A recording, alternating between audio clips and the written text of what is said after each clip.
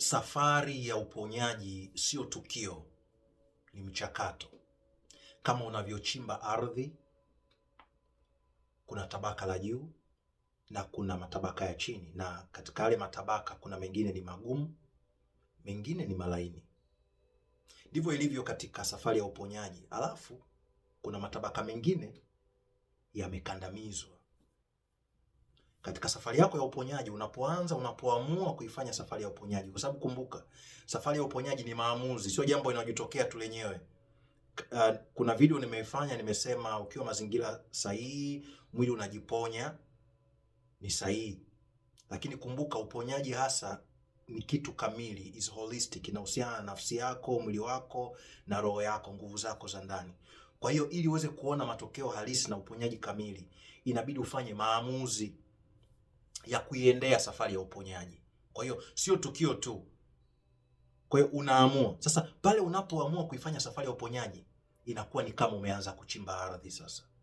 Ndani ya miezi mitatu mpaka mwaka mmoja kunakuwa na ugumu mwingi sana, kwa sababu umekamata sana na kile kifungo cha maumivu, trauma bond inakuwa ni kali sana kulingana na mazingira yaliyokuwa na kuumiza watu, aina ya watu na maeneo ambayo yalikuletea maumivu kwenye maisha yako, yalikuwa yameshikana na nafsi yako. Kwa hiyo katika miezi mitatu mpaka mwaka mmoja safari yako inakuwa ngumu sana, kwa sababu si tu unaingia ndani yako kujiponya, lakini unakuwa unadili zaidi na nguvu za nje.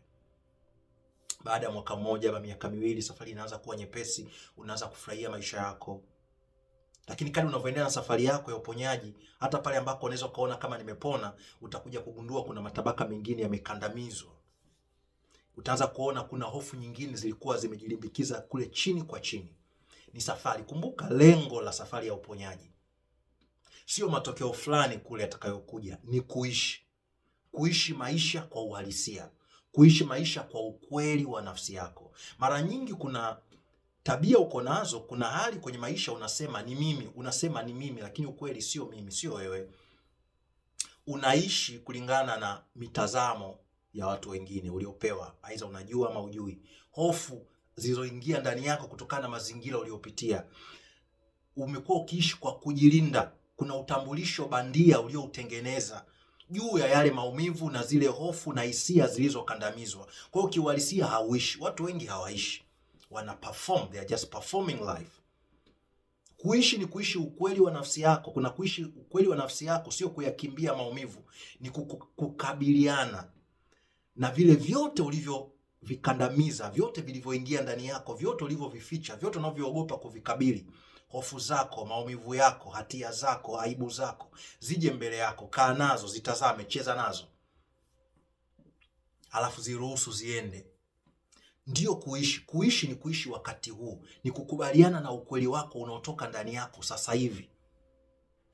Kwa hiyo safari ya uponyaji, furaha yake ipo kwenye kuishi, inakufanya uwe mtu halisi, sio mtu wa maigizo, sio mtu ambaye unaishi kulingana na mawazo ya watu wengine, bali wewe halisi, na ndio furaha yenyewe ya maisha yako, ndio kilele cha maisha. Ukiendea safari ya uponyaji hautajutia katika maisha yako. Nafanya magrupu ya kusaidia watu ambao wako tayari kuwekeza, kufanya kipaumbele safari yao ya kuifanya safari ya uponyaji iwe kipaumbele katika maisha yao. Wanakaribishwa. Pia nimeandika kitabu hivi punde, kitakuja mezani kwako, kitakuwa mbele yako kukusaidia katika safari yako ya uponyaji. Number 1, kitabu namba 1 cha kisaikolojia, Deep Psychology kwa Kiswahili. Tunaelewa? Kitakachoenda kukusaidia kuvunja trauma na kujenga upya utambulisho wako. Ni wakati wako wa kupona, ni wakati wako wa kuishi. Usisahau kuwa huru na mwenye furaha.